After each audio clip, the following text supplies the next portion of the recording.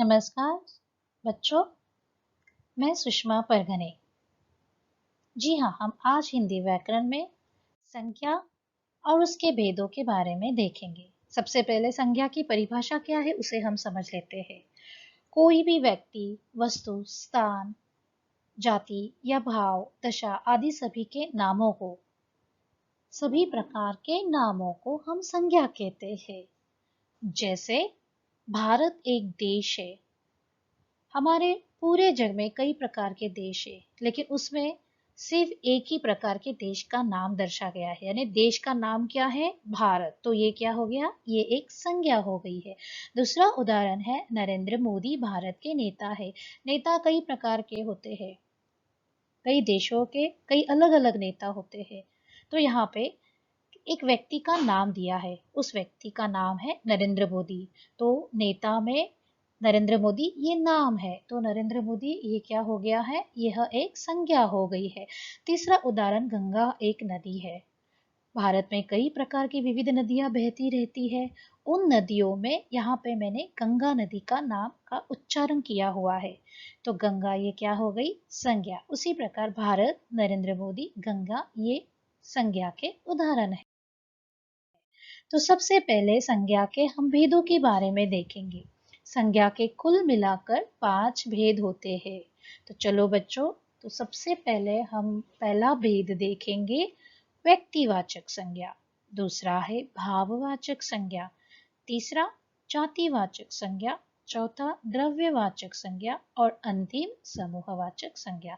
तो चलो, सबसे पहला जो भेद है उसको हम देखते हैं। व्यक्तिवाचक संज्ञा, जिन शब्दों से किसी भी विशेष व्यक्ति, देखो नाम से ही पता चल रहा है कि व्यक्ति, किसी पर्टिकुलर किसी विशेष व्यक्ति के बारे में, किसी विशेष प्राणी, विशेष स्थान या किसी विशेष वस्तु का बोध होता है, उसे व्यक्तिवाचक संज्ञा कहते हैं। उदाहरण के रूप में हम पहले देखेंगे व्यक्तियों का नाम, यानी सभी प्रकार के व्यक्तियों का नाम। राम, सीता, महेश, गणेश। सभी देशों के नाम, भारत, नेपाल, चीन, अमेरिका, दिल्ली, मुंबई, चेन्नई, कोलकाता, सभी देशों के नाम। सभी पर्वतों के नाम, हिमालय, कैलाश, त्रिकुटा। तो देखो, पहले भेद में व्यक्तिवाचक संज्ञा किसे कहते हैं?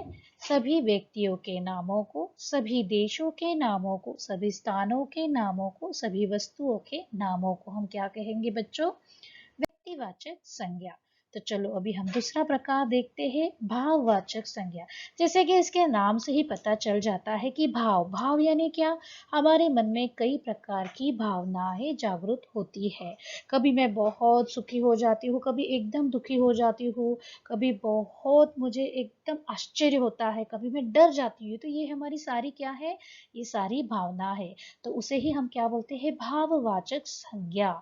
जो शब्द, गुण, कर्म, दशा, अवस्था, भाव इन सभी का बोध कराते हैं, उन्हें भाववाचक संज्ञा कहते हैं। जैसे प्यास, मुझे बहुत ज्यादा प्यास लगी, तो भाव प्यास क्या है? एक प्रकार की यह मेरी भावना है। थकावट, गर्मी के कारण सभी लोग थक जाते हैं, तो थकावट क्या है? मेरी एक प्रकार की यह भावना है। घृणा, मुझे कभी कभी बहुत चिढ़ हो जाती है, मुझे बहुत गुस्सा आता है, तो मुझे ये घृणा, ये मेरी एक प्रकार की क्या है? ये एक भावना है। तीसरा भेद है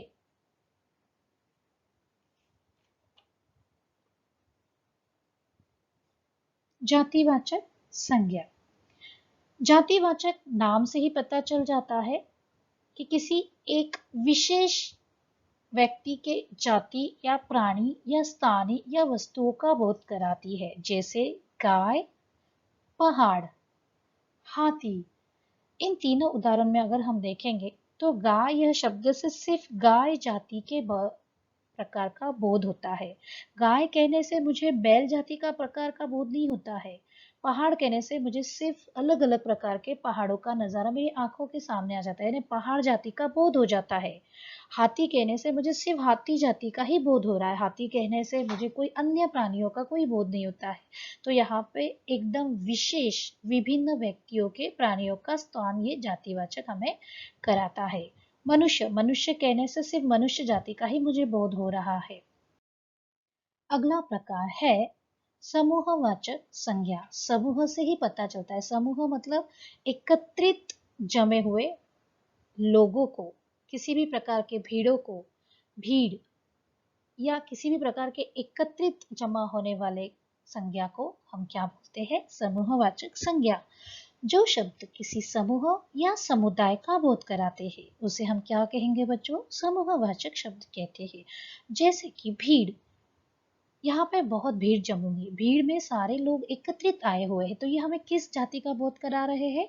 समूह जाति का बोध करा रहे हैं। मेला, मेला बच्चों को तो बहुत प्यारा लगता है, मेलों में कई प्रकार के लोग एकत्रित होते हैं, तो वो भी हमें एक प्रकार का समूह का ज्ञान बोध करा रहा है। कक्षा, विद्यार्थी कक्षा में बैठते, कक्षा यानी जिस क्लास में, आप इंग्लिश में क्लास ये शब्द का प्रयोग करते हैं उसे कक्षा कहते हैं। और सभा, सभा यानी हम मीटिंग में जिस प्रकार लोग एकत्रित बैठे जाते हैं, तो इन सभी शब्दों से हमें केवल एक समूह का बोध होता है, तो उन्हें हम समूहवाचक संज्ञा कहते हैं। अगला देखेंगे द्रव्यवाचक संज्ञा। जिन संज्ञा शब्दों से किसी पदार्थ या धातु का बोध होता हो उसे हम द्रव्यवाचक संज्ञा कहते हैं। देखो, द्रव्य मतलब क्या? ऐसा कोई भी पदार्थ जिसे हम नाप तोल सकते हैं तराजू के माध्यम से, भले वो किलो में हो, ग्राम में हो, लीटर में हो, मिलीलीटर में हो, किसी भी प्रकार के वस्तु या किसी भी प्रकार के पदार्थ को या धातु जिसे हम नाप तोल सकते हैं उसे हम द्रव्यवाचक संख्या कहते हैं। जैसे दूध, दूध को हम लीटर के थ्रू नापते हैं। दूसरा है घी, गेहूं, गेहूं हम किलो में नापते हैं, तो यह एक द्रव्यवाचक हो गया। सोना, तो ये सब सारे उदाहरण द्रव्यवाचक संज्ञा के हैं। धन्यवाद बच्चों।